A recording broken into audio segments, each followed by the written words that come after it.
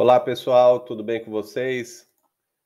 Espero aí encontrá-los todos bem, né? Como eu combinei com vocês, eu estou gravando aqui esse material. É um material de apoio para a atividade que a gente vai fazer um questionário lá na plataforma Atividade, primeira atividade aí para esse primeiro bimestre, né?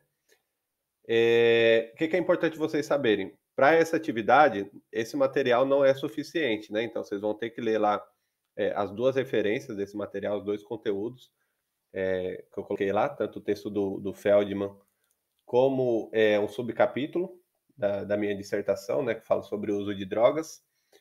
E, claro, né, se apoiar nesse material teórico e nessa aula aqui, né, nessa apresentação e nessa aula.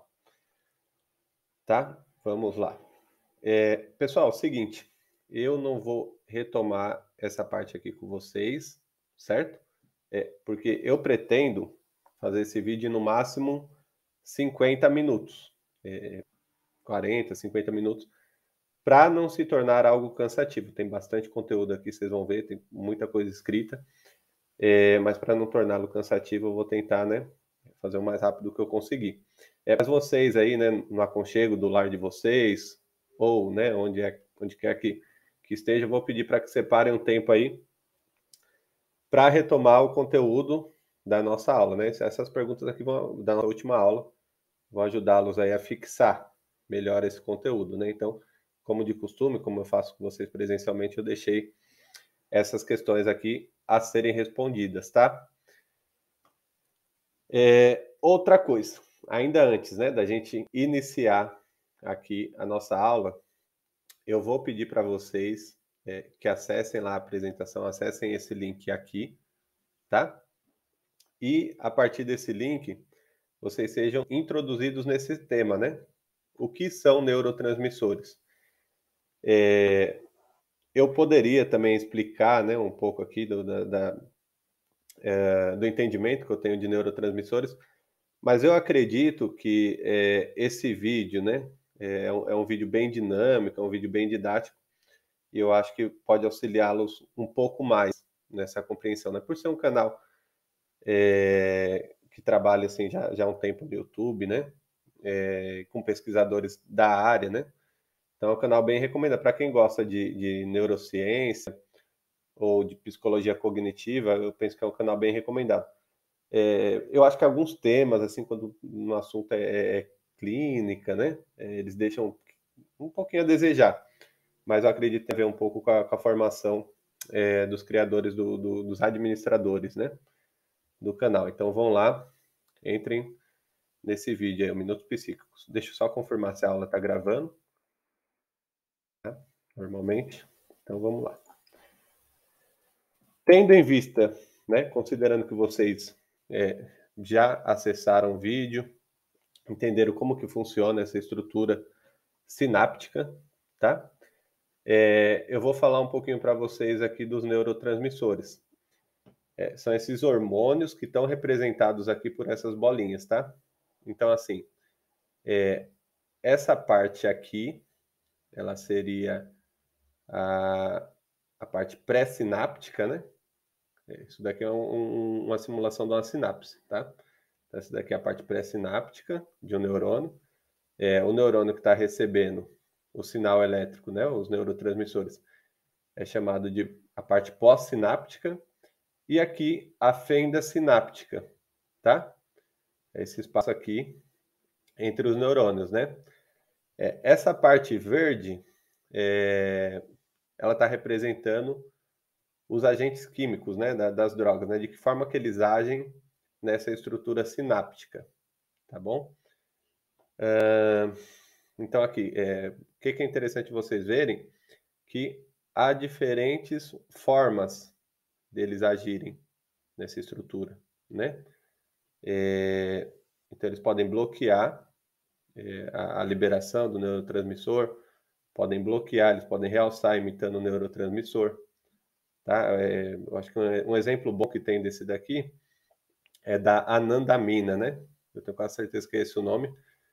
Que é quando a gente fala do neurotransmissor anandamina, a gente tem um neurotransmissor, um agente químico da maconha, né? o da cannabis, né? Que ele é similar à anandamina.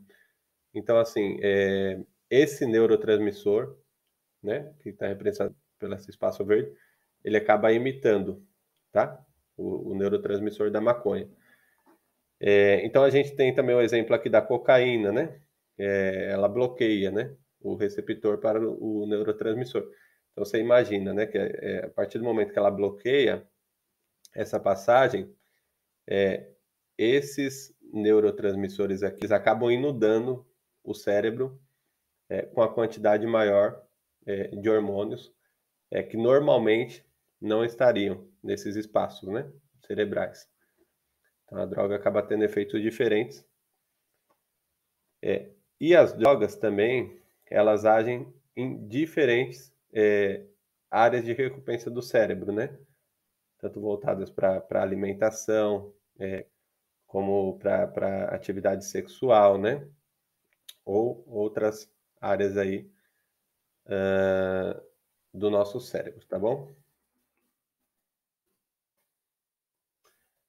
Eu vou querer falar com vocês, né, inicialmente, das diferentes classes de drogas, né? As drogas, elas geralmente elas são classificadas em diferentes grupos de acordo com seus efeitos, né? Então, inicialmente falar aqui dos estimulantes, os estimulantes que eles causam excitação no sistema nervoso central, aqui está com um corte, né? Mas causa também um aumento na frequência cardíaca, da pressão arterial, da tensão muscular, tá?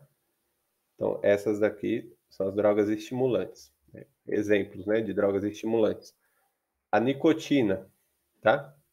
A nicotina que causa crises de abstinência intensa e tem efeitos neurais, olha que interessante, semelhantes à cocaína, né? Não é que seja o mesmo agente químico, mas ela produz efeitos semelhantes, tá bom? A gente tem como exemplo aí o café, né? O café que causa aumento na atenção, ele aumenta aí a ação desse neurotransmissor da adenosina, causa uma melhora de humor. Com o tempo, causa uma diminuição no tempo de reação. Muita gente não sabe, né? Mas o café, ele é capaz de causar crises de abstinência, tá? Então, se a pessoa rotineiramente, né, ela costuma tomar café, né, em determinados horários, caso ela interrompa isso de uma forma muito abrupta, é bem provável que ela vai ter algumas crises de abstinência, uma ansiedade, um desconforto, uma perda da atenção, enfim, ela vai se sentir prejudicada. E aqui eu coloquei assim, só a nível de curiosidade, né? Lá no início do século passado, quando foi proibido, né, a produção legal, né, foi proibida a produção, na verdade, da cocaína, a Coca-Cola teve que substituir, né, a cocaína por algum outro produto. Então, ela utilizou dois, né? O café, aqui, café e o açúcar, né? Então, acho que você coloca aí a pensar o quanto essas duas substâncias, que são substâncias lícitas, elas são viciantes, né? A gente tem também, né, nesse grupo de estimulantes a anfetamina e a metafetamina, né, que é um derivado, que também é popularmente chamado de cristal, tá? Aí eu tenho alguns dos efeitos, né? Energia, prontidão, tagarelice, uma alta no humor, aumento da concentração. Então, assim, muito comum você ouvir, principalmente assim, ver, né, no cinema, assim, né, culturas como a americana, por exemplo, que o pessoal faz muito uso, né, de anfetamina para conseguir manter os ritmos nos estudos, para melhorar os resultados, né, no trabalho, enfim. É uma droga pouco comum no Brasil, mas em outros países ela é bem utilizada, né? Uma informação também curiosa, né? É que ela era utilizada para redução da fadiga e para perda de apetite, né? Na Segunda Guerra Mundial. Então, assim, para as pessoas darem conta, né, de todo aquele estresse, de todo aquele cansaço físico, né, eles faziam uso da anfetamina ou dos seus derivados, né? E até para conseguir ficar longos tempos sem conseguir se alimentar. Ela causa aí como efeito colateral aumento da ansiedade e irritabilidade, né? E ela é altamente aditiva, né? Então ela seria assim altamente viciante, tá? Além alguns efeitos colaterais assim também curiosos, né? São assim a pessoa começar a ter delírios persecutórios, tá? Então a pessoa começa a, a desenvolver, né, falso juízo sobre a realidade, né, de alguém assim que está perseguindo ela, ou que ela é uma pessoa importante, né, e as pessoas querem fazer assim algo com ela e tal. Então ela cria um roteiro assim na mente dela, geralmente sob efeito dessa substância, né.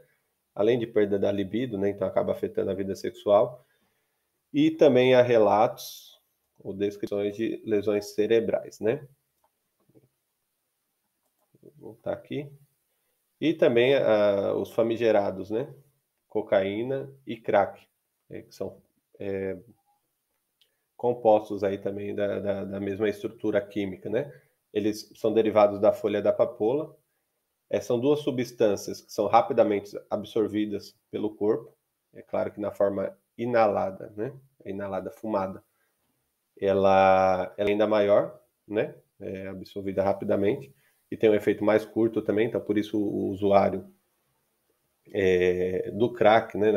São duas substâncias parecidas. O que acontece é que o efeito do crack ele acaba sendo mais rápido, né? Ele bate aquele efeito mais rápido e ele se sustenta também por menos tempo. Então, o que acontece é que a pessoa ela recorre mais vezes ao uso.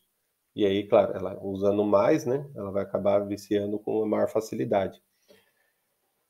Ela bloqueia a reabsorção da dopamina remanescente que inunda o cérebro, né, de efeito prazeroso. Então vamos imaginar lá aquele desenho anterior que a gente viu, né? O sinal, né, elétrico, ele ia conduzir aquele neurotransmissor a outro neurônio, né?